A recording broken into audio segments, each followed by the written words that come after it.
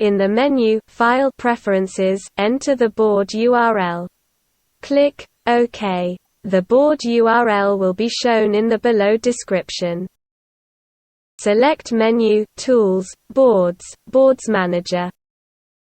Type Pico, select Raspberry Pi Pico, RP2040. Click Install. Select menu Tools, Boards, Raspberry Pi RP2040 Boards, Raspberry Pi Pico.